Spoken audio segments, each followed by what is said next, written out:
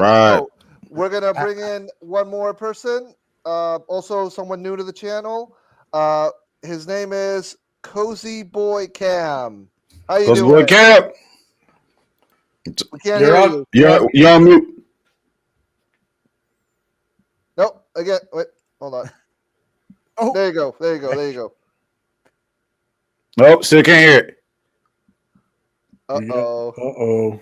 Technical difficulties. I can always sing a song for you guys. Don't worry. I saw a comment in the chat. Hey, can I be frank with you? Don't make this weird. Sing. I saw a comment in the chat. Ray was saying, what is it good for?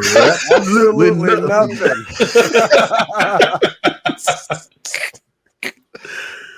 Oh yeah, from Rush Hour. All right, hey, I'm gonna share my screen. Pull him in when he's ready. Okay.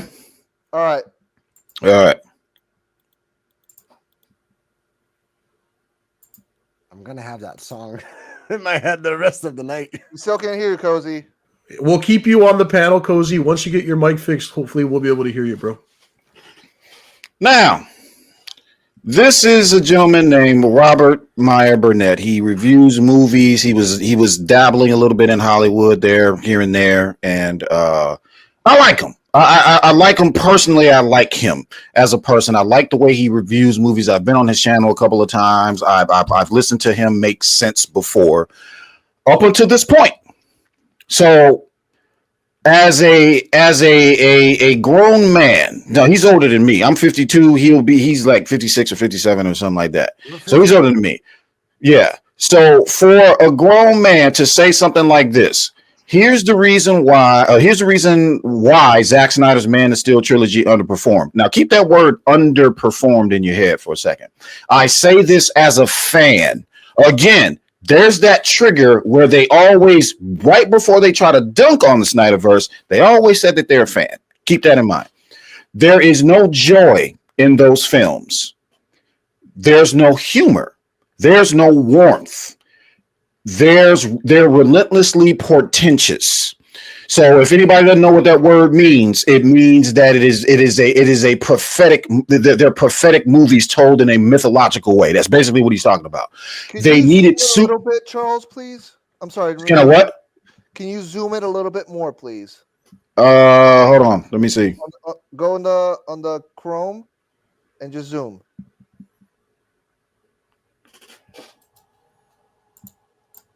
Oh wait, hold up. Are you saying like a right there, way? Like right where? Here? No. I don't see my zooms. It's generally up here, but I don't see it. Hang on. Do control and then scroll. Yeah, let me try that.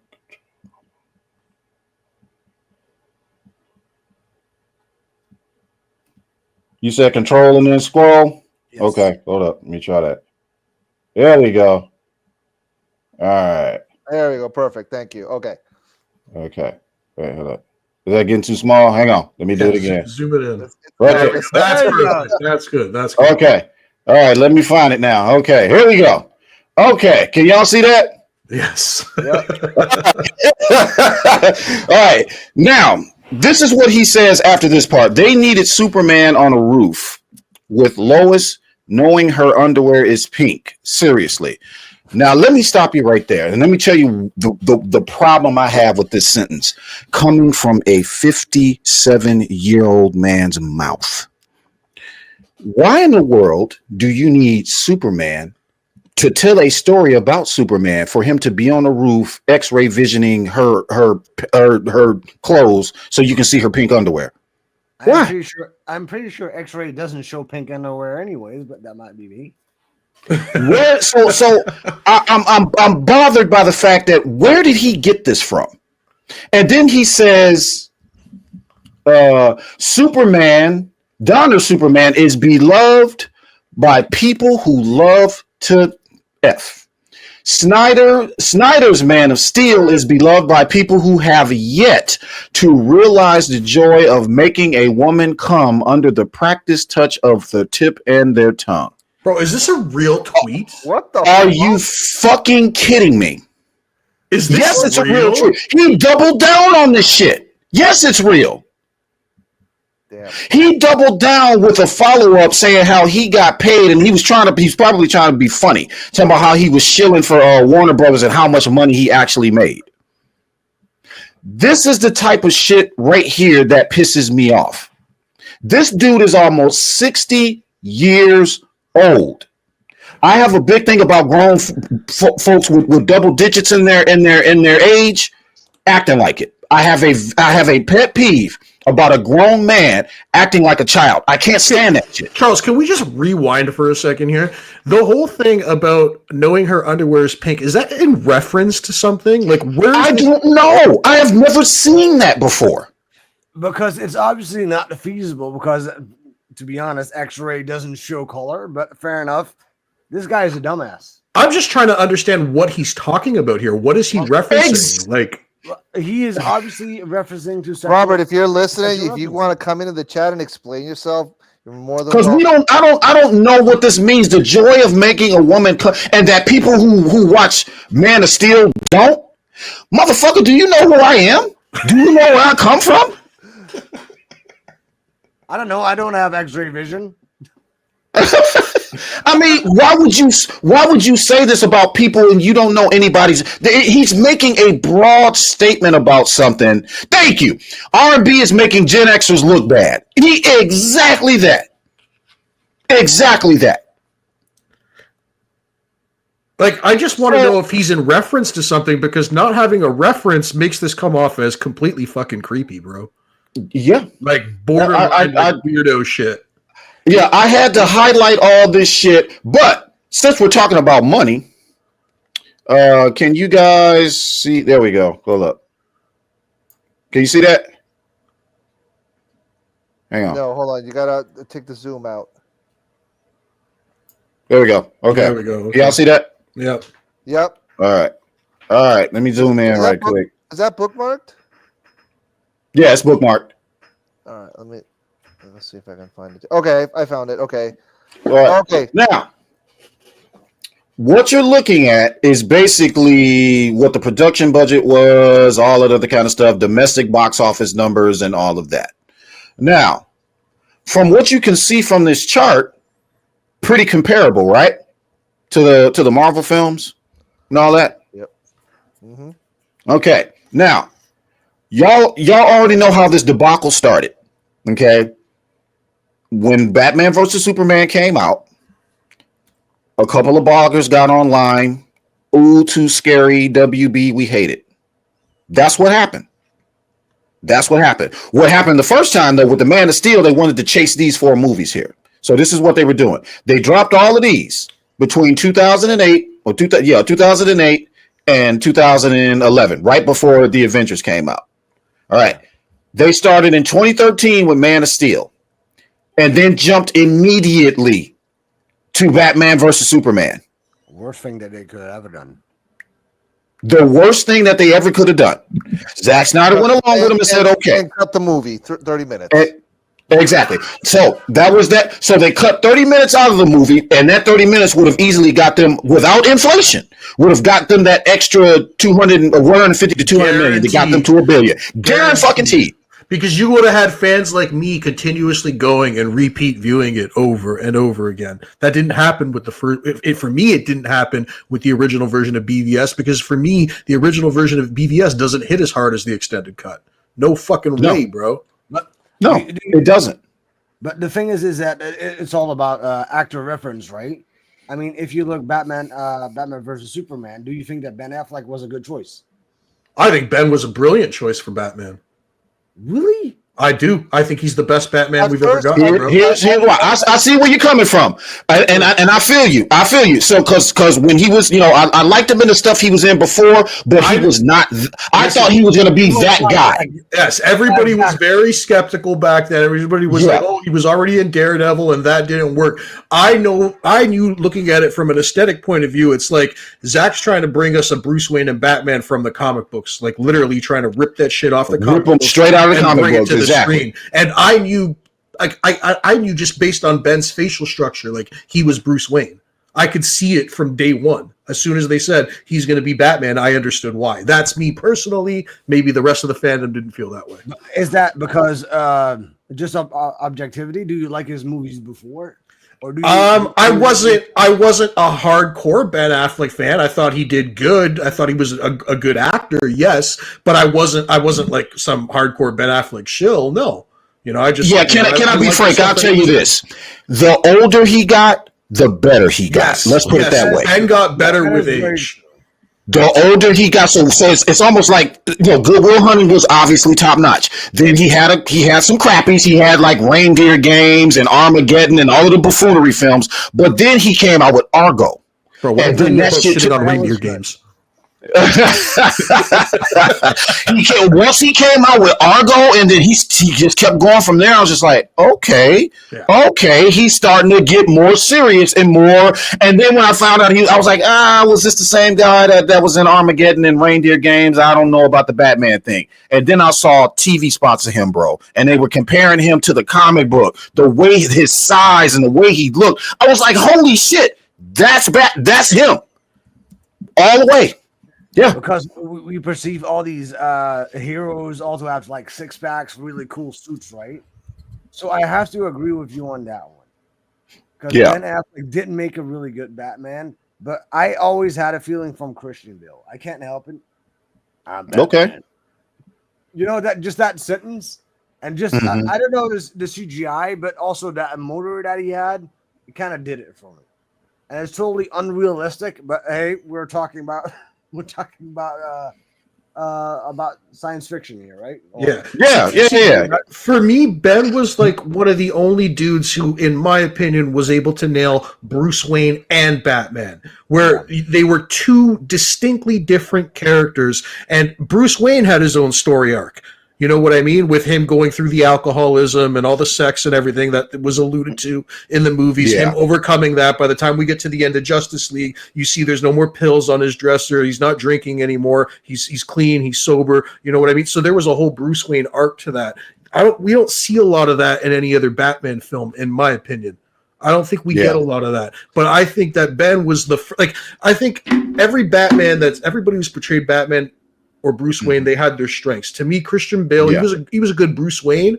I thought he was a little too small to be Batman, but I loved what he did. I will say this. That's a good point. His arc, his arc was dope. Christian Bale's arc, I tied that off perfectly. And I don't care what you say about Dark Knight Rises. That movie was fire. I don't care what anybody says. It was fire. The way Bruce Wayne is portrayed by Christian Bale. Like, the scene where he's walking into the hotel and he's got the two women over and then he jumps into the pool. That's Bruce Wayne. That's Bruce Wayne. Or that scene where he pretended to get drunk and told everybody to get the fuck out of my house. That was so Bruce Wayne. Bruce Wayne. He nailed certain things, and I will never take that away from him. I just think that Batman, for me, when I see Batman, he is that bulky, hulky, that Frank Miller style Batman. That's why I liked him, because he was the Frank Miller style Batman. Exactly. Yeah. So guys, so Cozy had a reboot, so I'm gonna bring him back in so we can bring him on in. So all right. Yo, can y'all hear me? There we go. There we go. How's it going? Welcome to the show, Cozy.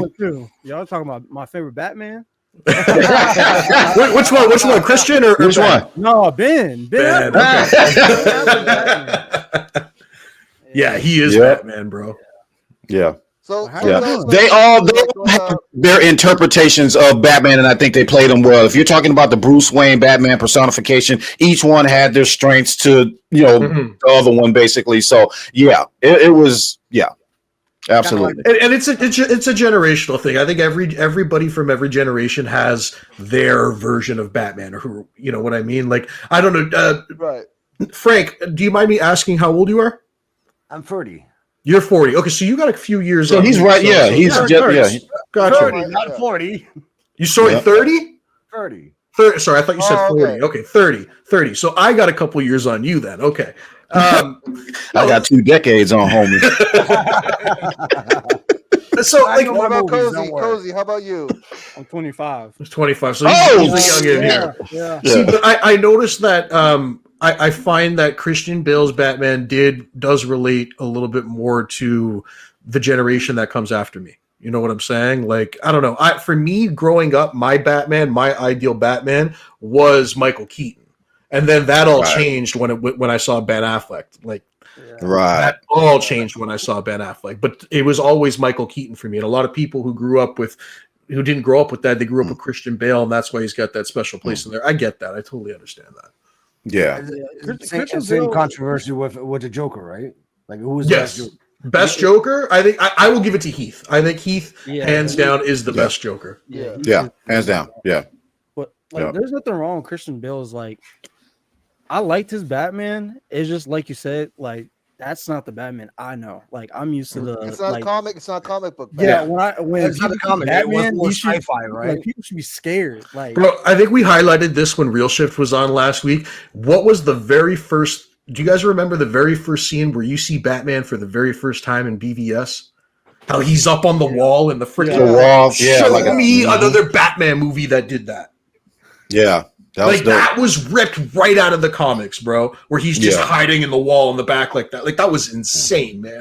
And I think that was the difference, and this is actually addressed at Can I Be Frank with You? Yeah, I think that was the difference. Nolan was going for grounded. He wasn't necessarily going for a comic. Like comic, that comic book Frank Miller. He was just going for a grounded story surrounding Bruce Wayne, and that's what makes them different, but that's also what makes them great. Snyder, I wouldn't say Snyder's interpretation isn't grounded, but he had a lot more mythological elements in his story. He had, exactly. Like he had, and not only that, but like he had a lot more fantasy too. There was a lot more fantasy, a lot more space. Other worlds, gods, all that kind of stuff. Yeah, all that shit. Yeah, so, he was more mythological. Yes. He was more the mythological, and That's why I was going to ask you what do you mean with mythological? But now it makes more sense. And to be honest, if you believe in the comics, then it should be more realistic. Well, just think about think about in Justice League how we had the whole history lesson where he brought us back to Zeus and the gods and all that. So it's very entwined with mythology. And just even the way he portrays his characters is like, I'm sorry, but you cannot look at Henry Cavill's Superman and then pull Iron Man, pull anybody from the MCU. There's no comparison when it comes to aura and mythology and like Cavill's Superman was like what he looked like.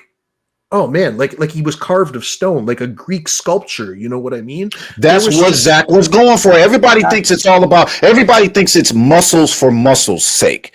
It's Greek mythology, guys. Battles, arenas, fights. That is what Zack is into. That's why he had those guys working out the way they worked and made them look the way they look. That was the point. He was telling a story from Greek mythology. He's telling stories from Roman mythology, from all of these other these mythical places and all of these fantasy worlds that exist. He's putting all of that onto the superheroes, and that is what I was looking for. That is what I was looking for his universe, because he was going to give us that Lord of the Rings type kind of universe. That's what I wanted. Yes, even the way he portrayed women, the Amazonians, how they were all like fucking hulking warriors for women. You know what I mean? Like, yes, exactly. Yes, yeah. What I'll say about Zack, I love how he portrays the women. They're not just helpless, like including Lois. Lois is not helpless. The damsel in distress. You gotta Superman has to. Yeah, Lord, what did she tell him in BVS? I'm not a lady. I'm a journalist. They did not tell me an interview was with a lady. She's like, I'm not a lady. I'm a journalist. By the way, guys, quick pause. Mama Bear is requesting to jump in also in the chat, but she has no camera. I know. Okay, that's fine. That's cool. No, we know Mama Bear. Yeah, that's fine. Come on. Yeah. All right, Mama Bear, hop on in whenever you're ready. You know, that kind of reminded me. I was watching Transformers solely because Megan Fox was in it. Oh, which one? The first one or the second one? Or all of them. Just because she was in it. Megan Fox was only in the first two. Yeah. Well, there you go. Yeah. Only because she was in it. That's why I watched it. No, first three. No, she wasn't in the third one, bro. He had the new girlfriend, the one with the blonde hair. That's right. That's right. Yeah, she was supposed to be in the third movie, but there was something going on with her and the director at the time. There was Michael Bay. Yeah, there was a problem with Michael Bay, and actually, that the girl in the third one, that's Jason Statham's wife. Oh, okay. Yeah, I know. Yeah, he's married to her. Yep. I can't wait for that new movie of him, Working Man. Oh, Working Man. Yeah. Oh yeah. Does look good. That was also with David Ayer. Yeah. Mm-hmm. Yeah, and those type of movies, guys, David Ayer is not doing anything new. What he's doing is he's bringing something back. That's what he's doing. He's not making anything new. David Ayer is bringing something back that was heavily present in the late 80s and the early 90s. That's what he's doing. You know, when I do a lot of like movie and music trivia, when I ask people, do they know what Crank is? I was like, Jesus, yeah. Crank was awesome, bro. I was like, do you know how funny that movie is? You know that movie went hard, bro. I'm trying to remember what the name of the blonde actress is in that movie. What's her name? Oh, the one that you mean with the horse racetrack? Yes, I know. I can't remember her name. I mean, you know exactly which scene I'm talking about. He's got his adrenaline up right there. Yeah. How do y'all feel about Expendables? Expendable series. It was the first two. It was pretty good. I like the first two. Yeah. The third I one, like the first two. The second one, the fourth one, I didn't watch the fourth one. I refuse to watch the fourth one. I didn't watch it either. Yeah, but I don't know. Something about that like series, like we don't have that anymore. That like you have a bunch of action, like known. These are action hero stars that are all in one movie doing like badass shit. And I don't know. I feel like we just don't have that anymore. And I kind of miss that. It's the only one I have. All we wanted. The first one. First one was really good. This is apparently the extended director's cut. I don't even remember watching this, bro. Oh, there's an extended cut. Yeah, there is. Damn, I didn't know that. Do you know, the movie? Do you guys know the movie American Ninja? Yes, I heard of it. Yeah, nobody knows about that. I thought it was such a good movie. Yeah, I heard of it. Yeah, I don't think I've heard of it. Yeah, but there's a lot of sequels on that one, right? Like 4 or 5. It has Michael Duchovny. Wait, Michael Dudikoff. Sorry, Michael Dudikoff. Okay. Yeah. That's late, like mid 80s, late 80s. That's like old school. All right, let's see. Okay, let's see what the chat's saying. Let's say, but guys, please, like, share, and subscribe. Are you guys entertained? I love it. Are you entertained? Are you entertained? Yeah. By the way, guys, Cole. Way to cut off Charles. Oh, go ahead. Go ahead. Go ahead. Play the trailer.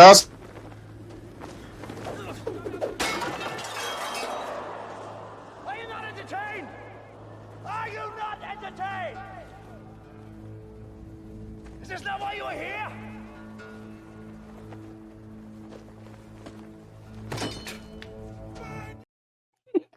That was awesome.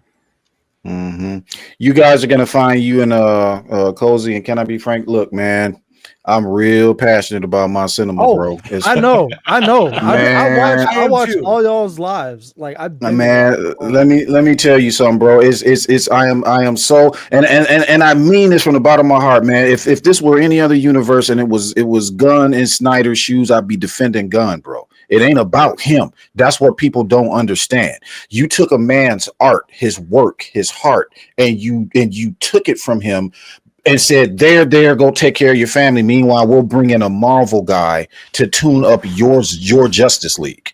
Oh, he tuned it up all right. And then you bring a second Marvel dude in to keep on just fucking the rest of DC up. I have a problem with that. I have a problem with that. That first Justice League is just so unwatchable. It's just like I've tried to go back and watch it. My wife tells me all the time, she's like, I don't even remember parts of this movie anymore. I don't even remember what it was like. I said, unfortunately, I do. I remember all the terrible parts. The part about him falling on Wonder Woman, which was stupid and juvenile. The whole booyah because Cyborg is a black dude, and that's what black dudes say all the time. What the fuck is that shit? You know what I remember was the whole the Flash pushing the truck at the end of the movie in Russia. Oh yeah. I remember that. I remember a lot of it, and I wish I was like Charles, where all that can be walked away. I wish it, but I remember pieces of it. I'm just oh my god, are you serious? We need Will Smith with his little thingy from Men in Black and just erase everything. I know, right? Just wipe our minds. Actually, I wanted to ask Frank something. Frank, because you said Christian Bale was your favorite Batman. Yeah. Have you ever seen Equilibrium? Yeah, I did. Yeah, what'd you think of that one? Loved it. The whole gun fu, is that what they called it? Loved it. Very good. My members are in here as well, and we watched it, and they go like, "Yeah, I find it really boring." I found it extremely cool, dude. I thought it was like I think I've seen it like a handful of times. Like I remember watching it after it had already been out for many years. I didn't even know it existed, and then I watched it, and I was like, "Yo, this is dope!" Like it's like The Matrix meets like future. I don't know. I got like a lot. They don't even make movies like that anymore. Yeah. Like I could understand. Like I think that like John Cho, remember like these type of movies with the kung fu type. Yeah. And, I remember the plot wasn't like the greatest in the movie, but the whole gun fu thing was nuts, bro. Like the stuff that they were doing, the action, especially like the end scene while you slices that guy's head off. Mm-hmm. Mm-hmm. You know, I'm a pretty morbid guy. I cover true crime all the time, but. You know, when it comes to those kinds of movies, it needs to be unpredictable, and it kind of needs to give me this like Boondock Saints feeling, you know? Okay. Yeah. I want to highlight Kenneth Gardner's comment. He said, "Proof shows Marvel directors are not for DC movies. Bryan Singer, Joss Whedon, James Gunn are examples, and Gunn is doing DC, and history is repeating again with MCU guys doing DC. Exactly. These guys are not learning from their mistakes. You took Tim Burton's pretty successful Batman and turned him into Schumacher's Batman because you wanted to sell toys and make it family friendly. Bomb. Then you take Superman Returns and you use this guy to make a nostalgic movie that nobody was asking for because it was already done. Shout out to my third favorite Superman, Brandon Routh. Okay, it had nothing to do with him. He was perfect. He was the perfect Superman. It was the story around him. So that bombed. Time went on. Here comes Nolan. They're back in the game again. WB, you got a second chance to redeem yourself. Nolan lays out the foundation for the DCEU. After him, he brings in Zack Snyder. Zack Snyder brings the exact same tone with a little bit more fantasy, and y'all fuck him. Yeah. Oh no, we want Marvel again. Marvel passing us. They make more money than we do. But it's not only that, brother. It is not only that. It's with all movies. It's with it. Everything's he's not. Yeah, he's not wrong. It's across all genres now. It's like an infection, and it just spread across everything now.